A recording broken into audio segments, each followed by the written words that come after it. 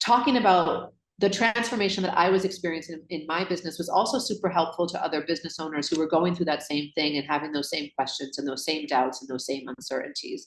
So, it was a personal thing that I was going through, but it was also very much business related, as opposed to the 2016, 2017 time frame when it was really me restarting my life from scratch.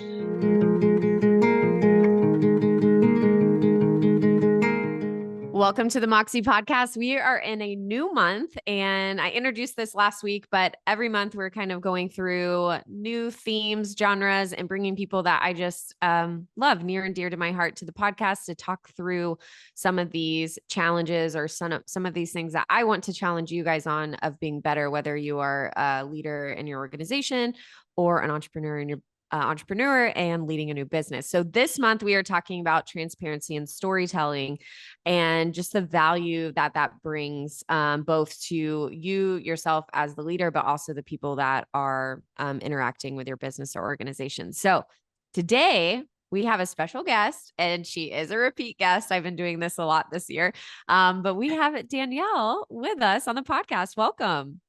Thank you, Jenny. I'm super excited to be back. I'm glad to be a repeat. I'm happy to have this conversation today.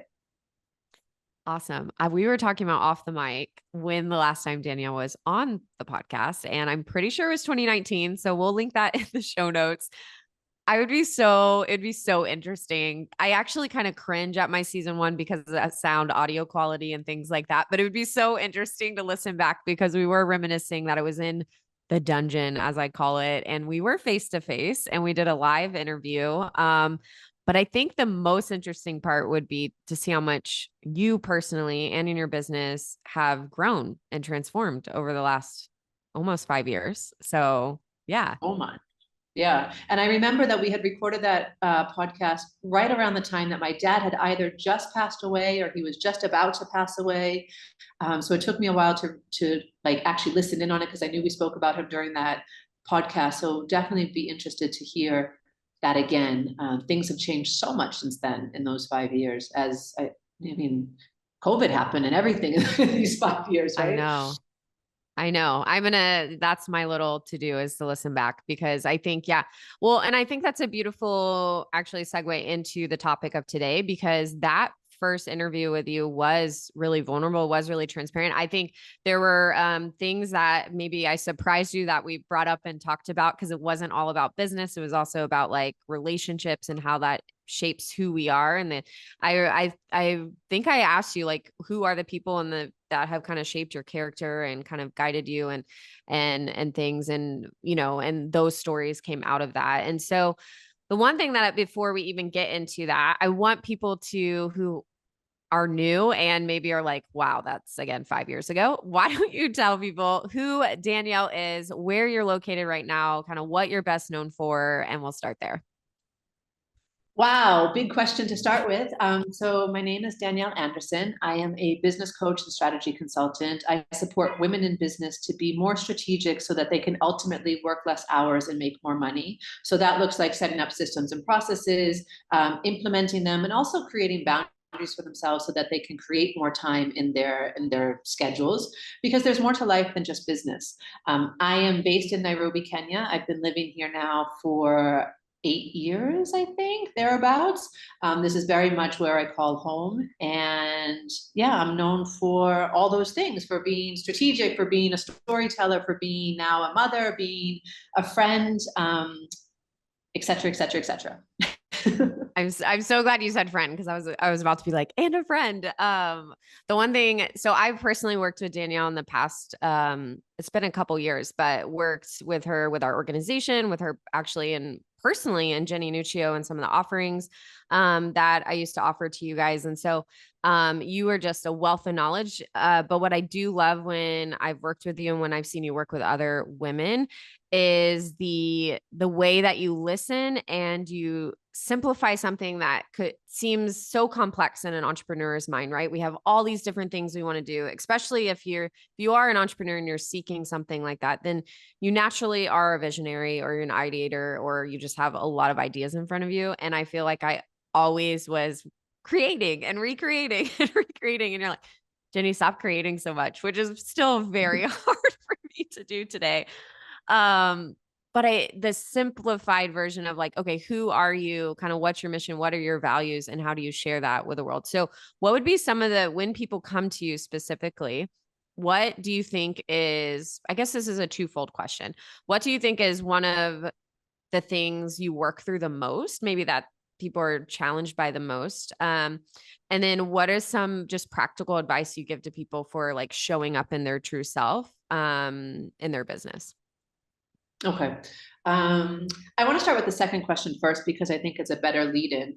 So, how to show up as your true self in business is first to really sit down and figure out what is it that you want. Like, really think ahead, even just 1 year into the future, and think about what do you want your life and your business to look like, and don't separate them because your business is just one part of your life, or your multiple businesses, or these different parts of your life. And you have life goals, you have business goals, and they're all things that you want to be simultaneously working towards or paying attention to. So first, really being real about what type of business is it that you want to create. Not all of us are going to want to create humongous organizations that have a lot of people underneath us and in different geographical locations. Some of us just want to have a lifestyle business that covers what we need to cover and allows us a lot of freedom and flexibility to do other things that we enjoy doing.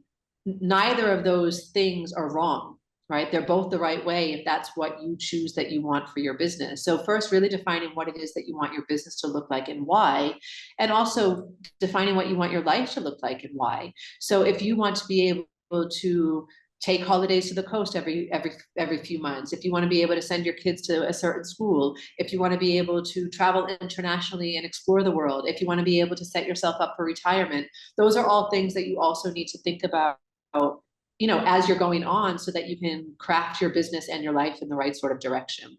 So that's the first thing. And then I forget what the first question was, Jenny. One at a time. It's okay. Yes. No, that was a good one to start with though. What is the common like challenge that you see with most of your clients that come to you? The biggest challenge has always been focus. How do I stay focused? And the challenge exists because I relate to that. Yeah, they're all trying to do too much stuff, right? They're trying to run after this opportunity. They're trying to chase after this new idea. They're trying to do this new project. They're trying to also manage everything else that's going on.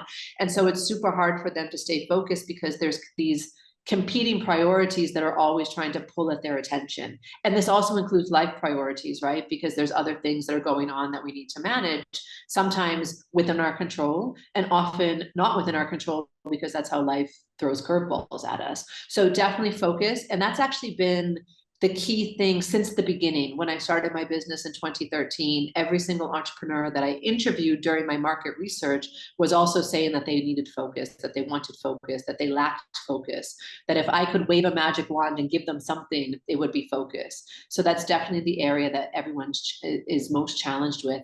And for different underlying reasons. It may be that they're poor at time management. It may be that they don't have the right goals in place. It may be that they don't have the systems and structures to support them in actually getting things done and doing it productively and effectively, but underlying that is focus. I love that. I want to talk, I think I'm going to bring it back to kind of personal experience. And then we can go from there because I really want to talk about this idea of storytelling and the idea of showing up because for me, I tend to be scattered, in my brain. It kind of all makes sense, but there's a lot going on. Everyone's like, that's like the common thing people say about me. Like, oh, wow, you have a lot going on. Like, yes. Yes, I do. But I think my time management is on lock, but I still have a lot going on in setting goals and what is priority at the moment and what can I shelve for later. But I went through a kind of a journey of how I felt like I showed up for customers or even showed up, whether that was through email, and we're going to talk a little bit about marketing in that sense, but even just in our conversations that we're having with clients, like in connection calls and stuff like that. I felt like I tried for a while to like streamline that process where then I streamlined it so much that I lost the essence of who I was and like my personality, where it was just all about kind of services and things that I offered. But then I felt like I went the other and swung so much where I was sharing too much of my life. Right. And I'm like, oh my gosh, this is exhausting. I don't want everyone to be like in my life all the time, but I want people to know who I am. And I feel like I've somewhat found that balance of being transparent in who I am, to story tell my day in, my day out, but not have the pressure of always having to show up every day if I want to or not want to. But I've also seen this kind of evolution in you, and from 2019 to even how you are today, how you show up social media, how you present yourself in your emails, because I'm on your email list, how you really introduce yourself to the world as Danielle Anderson, and specifically as a professional and what you're doing. So can you share a little bit of your journey personally and how that's kind of ebbed and flowed? And I feel like seasons do change and how we show up and what that structure looks like, but how that's changed for you, and then maybe advice you'd give to other people as they're kind of feeling challenged by this. Sure. So as I mentioned before, I started my business in 2013. So that's now 11 years. And there's a lot of things that have happened in that time and different ways that I showed up. So initially what that looked like is I used to have a series. I used to have a blog that I was very religious about. Every single week or every 2 weeks, I was writing an article and putting it out to my very, very tiny email list, but that was the way that I was getting out there. And the first way that I started to show vulnerability was by having a series called My Startup Confessions. And so I would just write about whatever I was going through in my own startup journey. You know, I was starting this business. I had all this uncertainty. I would feel imposter syndrome. I would feel like a failure. I would feel like no one was listening. And I just talked about that. And that alone allowed people to just resonate with what I was saying, because they were having those same feelings. They were going through those same highs and lows of starting a business. So, you know, a lot of times we don't want to put ourselves out there in that way because we don't want to seem like we don't have our shit together. We don't know what we're doing, and we don't want others to think badly of us. But the truth is, like, being vulnerable in that way actually attracts more people to you because you're being real, and they then understand, oh, she gets it. She understands what I'm going through. I'm going through the same thing. Maybe she also has some tips of how to come through that. So that was the very beginning of my business journey and sharing in that space. Then in 2016, I left my marriage and I left the UK, which was the country that I'd called home for 11 years. And I became what I thought in my mind was like a digital nomad, you know, being able to travel to different places with my laptop and work with different clients just online, or even physically traveling to destinations where my clients existed, which was Which, by primarily the way, I want to interrupt you because I feel like you coined that term before now. Like now everyone's a digital nomad. I'm like, no, Danielle Anderson was doing this well before everybody else. And she owned long it. time ago. Yeah. And it was great, Yes. you know, and I did it because I didn't know where I wanted to be. Like I knew for sure I didn't want to be in the UK anymore. I knew that my life wasn't there, but I didn't know where life was, because I knew also that I didn't want to go back to the US, which is where I'm originally from. And, you know, where do I next call home? So I did the digital nomad thing and shared about that, you know, shared about the vulnerability of basically starting business over again, because I didn't have ever like a bricks and mortar office that clients would come to, but I had a base in London and people knew me to be in Europe. And during that digital nomad experience of, you know, 1.5 years on the road living out of a single suitcase, I eventually chose Kenya as the place that I wanted to remain and to build my home and to rebuild my business. And so I shared during that process also. And interestingly enough, when I was sharing in that process, I got a little bit of hate. I had a woman who wrote to me and she's like, seeing your pictures on the beach makes me feel largely unsuccessful. Knowing that you can do that and I can't do that makes me feel like a failure.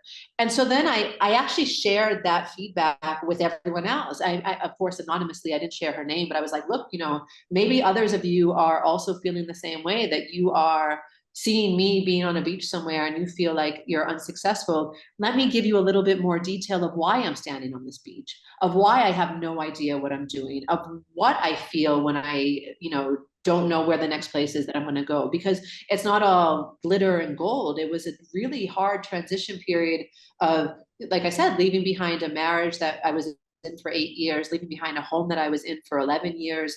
You know, there was a lot that was going on behind the scenes that wasn't just a beautiful beach location.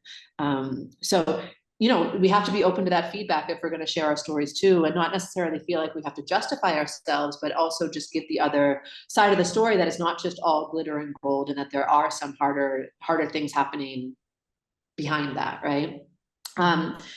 So that was really kind of the second time that I was sharing quite vulnerably about my story. Then kind of fast forward to like 2020 and like the COVID era, I like to call it. And I started sharing again more vulnerably about how I was restructuring my business. 2020 was a time that I really tore everything to the ground. I got rid of every single service that I was offering. I closed down a second business that I was running with my former business partner. I really had to rethink how everything was working or not working, and started from scratch. And so again, I started sharing very vulnerably because I knew that a lot of other businesses were experiencing the same kind of questions of like, how do I now make my business work in this new landscape? How do I move forward if everything that I've been doing before has now come to a complete halt or has so much uncertainty around it? And so again, I think that, similar to when I was doing my startup confessions, talking about the transformation that I was experiencing in my business was also super helpful to other business owners who were going through that same thing and having those same questions and those same doubts and those same uncertainties. So, it was a personal thing that I was going through, but it was also very much business related, as opposed to the 2016, 2017 time frame when it was really me restarting my life from scratch. Fast forward then to like 2022, I was pregnant. I didn't share that at all. Nobody knew that I was pregnant unless you physically saw me in person. I would even have clients where we'd be like this on Zoom and have our videos. And it wasn't until the end of our, like right before my child was about to be born, where I stood up and I was like, surprise. And they're like, oh my gosh, like, what, when, how? And I was like, well, we know how it happens.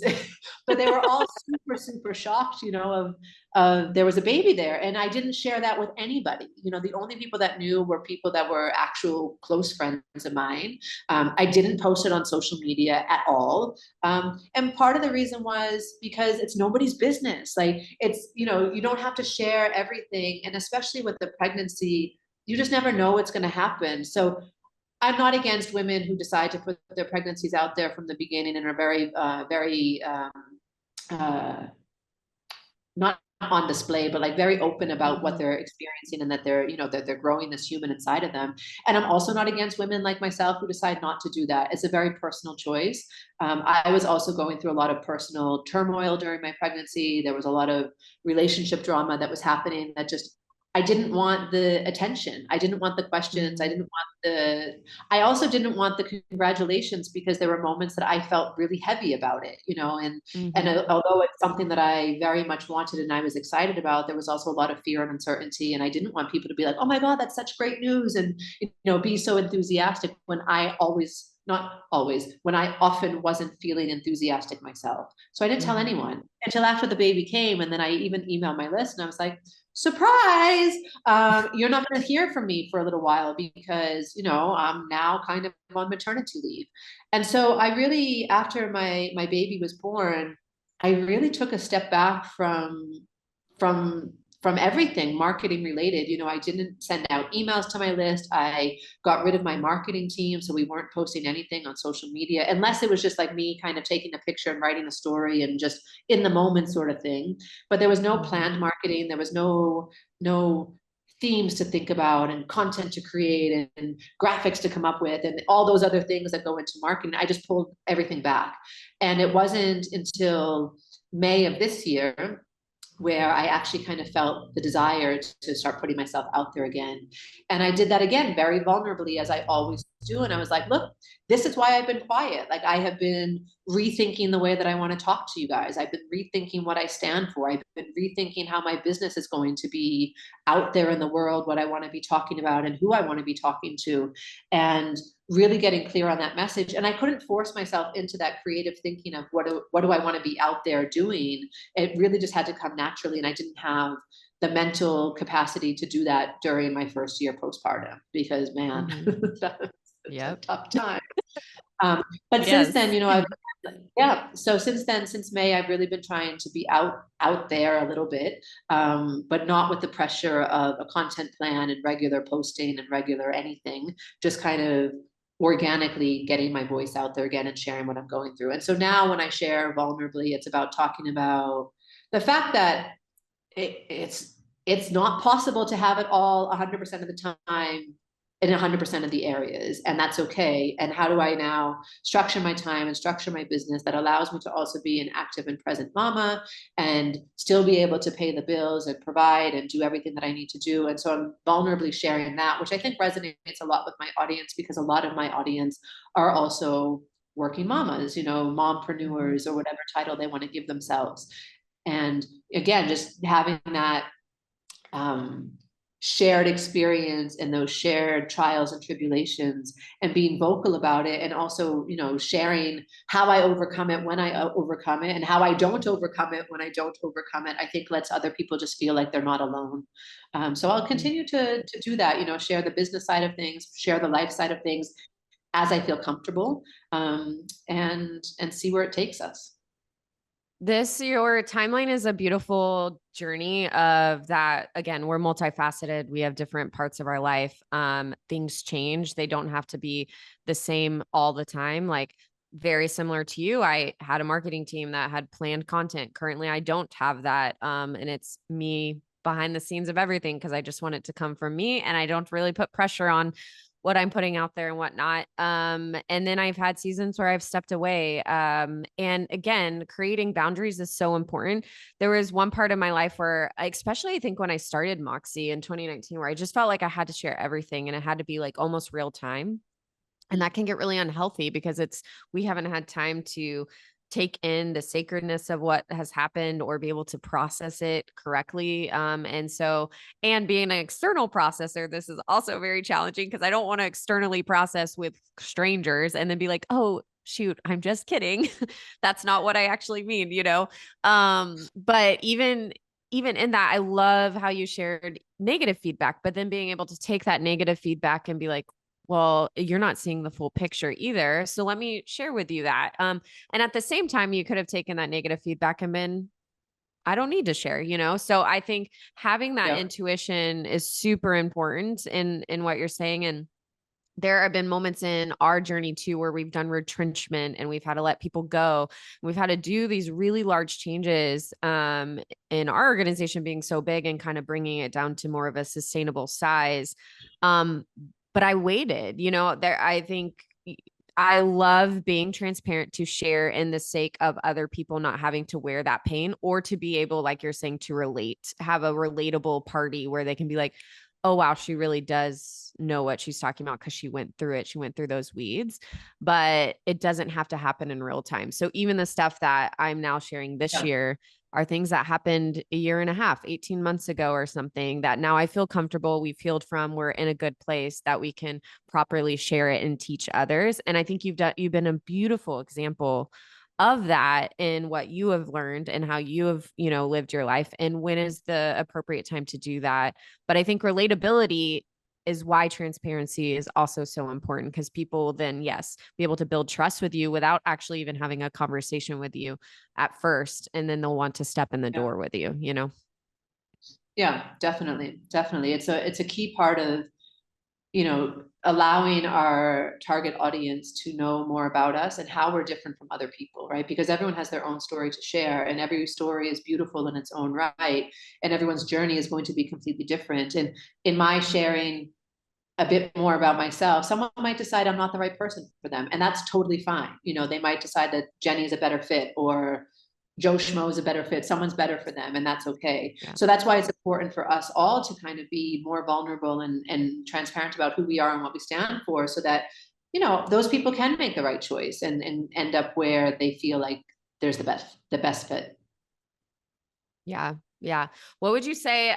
Curious. I know you said you, like, in 2020, I think a lot of people did this, right? It's like, ooh, I'm just going to, like, break everything down and, like, what's actually working, and kind of let's rebuild, as we're in this kind of holding period of a weird couple years. What would you say was, like, when you made those changes and when you shifted some of your programs? First of all, I would love to know, like, what you currently have as offerings, how people can plug into that, right? But also, what made you make those decisions, like value alignment, prioritization, like what were the changes that you did? So I actually invested in a coaching program for myself during 2020. And a lot of the framework of what that program taught was around kind of narrowing down to 1 or 2 offers rather than having a smorgasbord of things that people can choose from. And there were some exercises within that program that made me evaluate what I was currently selling or had been selling, and what was actually working and what wasn't working. And what I realized in that process was that I had all these different things that at the time I felt were needed by my target market. And sure, maybe they were, but none of them were selling very much, right? So each of them were making sales, but none of them were making enough sales to really sustain the business. And because of that, we end up spending so much time and effort and energy and money even trying to promote these different things all of the time. So, this month you're talking about this program, next month you're talking about that program, and in 2 months' time you're talking about another program, which really just ends up confusing our customers and having them not know which of these is the right thing for me to go for. Also, we often think that we need like a lower priced hanging fruit to get people in the door, and that was never working. Like anyone that was buying my lower price programs was never converting into my higher price programs. And so again, I was spending a lot of time and effort selling those lower price things that were getting some sales. Remember, they were on paper, they seemed to be working, but they weren't having the desired outcome. And so I got rid of everything, literally everything, and really started to focus on 2 main things. So at the time I was focusing on a group accelerator program, which is called Simplicity, which gives you the foundations for starting a business and really takes you through what those business fundamentals are in a very simple way so that you can implement them and start to grow your business. And I was delivering that in a live format online, but in a live format. And that was for newer stage business owners. And then I also started a program called the VIP experience, which was designed for people that had maybe been clients before, or they were further along in their journey and they needed a little bit more one-to-one, but strategic support to really grow their business in a different way. And that really looks like not just setting goals, but also making big decisions about who are you having on your team, what are you trying to get rid of in terms of your own responsibilities, how can you streamline your businesses, etc. So I tested those both out for a couple of years. They both launched at the end of 2020. The VIP experience was my high ticket offer, and it was a hit. I sold so many places in that program in 2021 that I trebled my revenue. Yeah, I know someone that bought it. So I sold so many places in that program in 2021 to people that were just in my network, that were following me for a while, who had maybe been clients before, who had maybe worked with in my networking group. Like I just had a full pipeline for people into that program, and it became a no-brainer to kind of continue with that. Simplicity was a little bit more difficult because I found that it was taking just as much effort and just as much energy, or even more in some spaces, to convert those customers, even though it was a lower priced product. And after a couple of years of running that program, I actually decided that we're not running it anymore. It's available on my website as a self-study. So the 6 modules of training are still there. You can download them at a much lower price than it was as a live program. And you can work through those together. You can work through those on your own and go through all of those different steps. And then if you want to upgrade to one-to-one support, it's available so that I can take you through the content in a little bit more depth, or I can review your homework and your output from the program. But it's not something that we go through the process of launching and marketing and selling and consultations and follow-ups and any of that process. Because I learned in the 2 years or 3 years of doing that program that it wasn't as successful as I was hoping that it would be. So I stripped that away after testing it out for a little while. And now my main focus is still the VIP experience. It's still something that's really popular with my client base. And it's now something that I actually talk about on my website, because I sold it for a few years without it ever even being on my website. It's only at the start of this year that I put it up there. And that was 3 years after making my first sale in that program. So the VIP experience is something that's still very much there. It's a 3-month program that I work with a business owner one-to-one. It starts with a half-day strategy session. We then have check-ins every 2 weeks to make sure that you are keeping on top of whatever it is that you said that you wanted to be working on for that quarter. And I provide you with the resources, support, and accountability to actually make the progress that you're looking for in your business. The other thing that I launched this year, which again, it's not on my website yet because we just had the first group start a few months ago, is I now have a group mastermind program. There are 4 women that are in it for this initial cohort, and I'm going to be running it again from the start of January. And this is it's kind of an accountability club. So we start also with a half-day strategy session where you really designate, these are my goals for the 3 months ahead. This is how I break those down into smaller steps and put milestones around them. We then have weekly co-working sessions, which take place virtually, so that you build time into your calendar to actually get things done, because it's so great to have an idea and to write down all these things to do, but if you don't have the time in your schedule to do it, you're not going to make any progress. So we have those accountability co-working sessions, and then every month we have an in-person check-in, which allows them to have a mastermind style experience where they share their challenges, they share what they need support with, and the other women are then able to contribute to that. Myself also, of course, contribute to that and give them tools that can help move them forward. And then we also have within that session a review of how the past month went and how you want to set the next month up. So that's something new that's this year. We're going to be running it again from January, like I said. And before that, I'm going to have a 2025 strategy boot camp taking place in early December, which is going to help business owners set up all of the strategy that they need in their business for the year ahead. So looking at their products and their offers, looking at their marketing channels and their messages, looking at their finances and how much money they want to be making, looking at their teams and how they want to structure them. Basically, all of those different elements of your business that need some attention, and put some real effort and attention into each of them. So that's what I'm working on and selling these days. Did everyone catch that? I know. No, it's awesome because I know what you had before. And even though it's just like 2 main programs, it's still a lot, but it's so, so rich. And so from someone who went through the VIP experience, which I'm like, off the mic, we need to talk again with all my ideas floating. It's so, so essential. One thing that I want to circle back as we end our time together, and how you started this is you said in 2020, I went through a coaching program. I had this.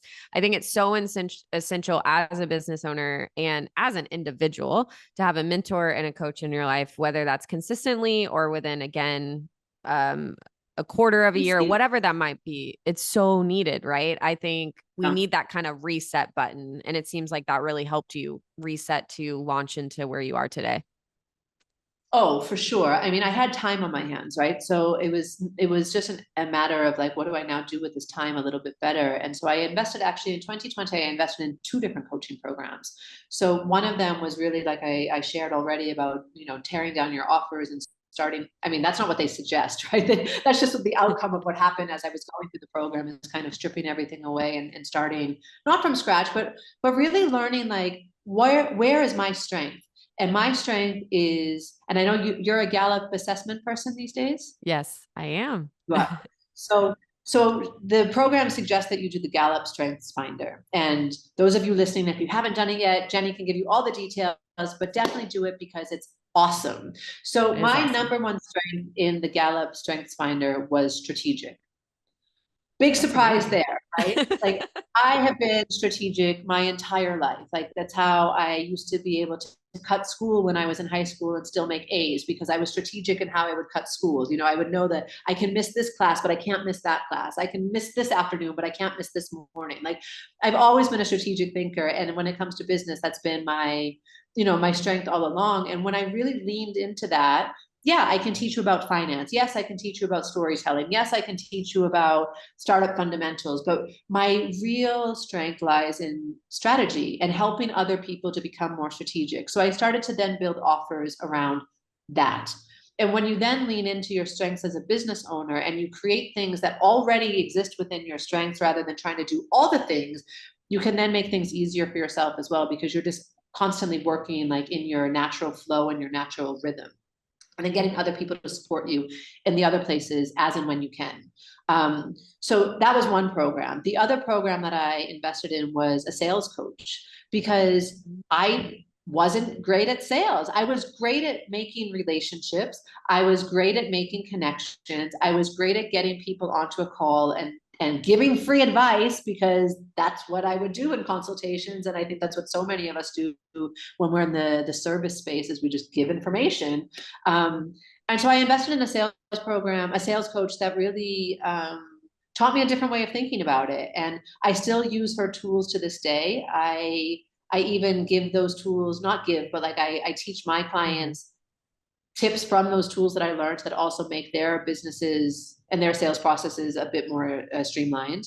And, you know, really making those two investments in that year allowed me to create an offer that people actually wanted to buy, and two, learn how to actually sell it. And, you know, those are two programs that I couldn't afford at the time because there wasn't any money coming in the door during 2020. But I really just banked on myself. I was like, no, I'm going to invest in them and I'm going to trust that I'm going to put the work in, I'm going to do it right. And there's going to be great results from it. So those are the two programs I did in 2020. I then actually hired that sales coach for one-to-one the following year, 2021 into 2022, so that I could even just get her eyes directly on my business in a lot more detail and have her kind of hold my hand for 6 months, which was, again, a great investment. One that I felt uncomfortable about the amount that I was paying just because it was a big number, but, you know, I made that money back and more. And, you know, you have to do that from time to time. You don't need to have a coach all the time. You don't have to have, you know, a mentor all of the time, but there's definitely seasons in your business where you need it.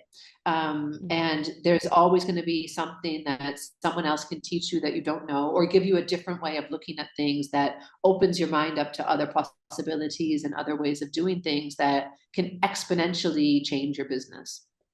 Yeah. And I think it's taking the chance, right? Investing in yourself. I think, especially for new entrepreneurs or new, I think for us who are a little seasoned, we're like, man, we know, like we've seen it when we surround ourselves with the right people, when we get the right people in the door, when we decide to take that leap of faith to pour into ourselves, it outflows and we see the ripple. When you haven't done that first kind of investment in yourself, and it is a scary leap, but it is very, very essential. I will say, to find someone that, like, yes, aligns with your values, aligns with your goals, go with your intuition. There have been a lot of times I have spent money where I've just felt like I've been rushing into it, or I didn't actually align with the right person. So that's also really important. Align with the person who really feels good for you and is in the right kind of expertise where you feel like, okay, I can really learn from this person. So don't try to be too peer pressured by what maybe other people are saying, because there are really good salespeople out there. So really listen to your gut. I think if anything, listen to your intuition, because it is telling you right. Last thing, because you were so right. I was like, we never were going to stay on time because we just have so much goodness to talk about. I love ending our calls and our time at Moxie with one last thing to live by, to encourage our listeners into the next week. And so what is one last thing to live by? And then after you drop that nugget of wisdom, where can people find you and reach out to you? Okay, so I think one last thing to live by is just own your story, embrace who you are, embrace all the things that have happened to you, the good, the bad, the ugly, and everything in between, because without those experiences, you wouldn't be the person that's sitting here today. And, you know, be okay with sharing that to the world. Like I said earlier, you know, we all have a story to tell, and all of our stories are unique, and you never know who you're going to touch with your story, who you're going to inspire with your story, who you're going to motivate with your story, whose life you might change just by sharing a little bit of your own story. So don't be afraid to hide parts of yourself. I was sorry, don't be afraid to not hide parts of yourself. Like, embrace that, right? And think about the pieces of your story that you do want to continue to carry forward, because you don't have to share everything. As we said, you don't have to share like the nitty gritty of what went horribly wrong and how it was a tragedy at the time and how you hated every day waking up. Like, you don't have to share all of that, but you can share the lessons that you learned as a result of going through that experience, and how it's made you stronger or better or wiser or more compassionate or more friendly or more loving or more gentle, or whatever adjective and adverb you want to add to that. So just own it, own who you are, own the experiences that you've had, and be vulnerable in sharing those. Awesome. And where can people find you, Danielle? Oh yeah, where can you find me? Well, as I shared earlier, I'm not really online all the time. I'm not there. I have a life outside, but you can find me on my website, which is www.stepandstone.com. And you can find me on Instagram at _stepandstone. And on Instagram, you can also get me through WhatsApp, because there's that little button that says contact me there. So even if you don't see me posting, know that I am around. I'm in the ether, and I will respond to DMs and WhatsApp messages. And you can always book a consultation. Yes, she's amazing. If you have been teeter-tottering, if like you want someone in your life speaking in your life, especially for your business, reach out to Danielle. She's done wonders for me. Personally, my offerings, also Monty, and just kind of getting my head straight in seasons where I've just like been floundering in all my ideas. So give her a call or reach out to her on Instagram or wherever that might be. But Danielle, I'm so excited that you came back to Moxie. We're gonna link your first episode, and I'm also gonna go back and listen to it. We're gonna link that in the show notes so you guys can hear a tragedy of audio and sound, but an amazing story by Danielle Anderson. And then I hope you guys just were encouraged today. This whole month again is about transparency and storytelling. You're gonna get to hear a lot of people and how they're using their story in their business, how they're using their story to connect this month. And so I'm excited that you were able to start off the month with us. And as always, community, I will see you, hear you, be with you next week. So Moxie on.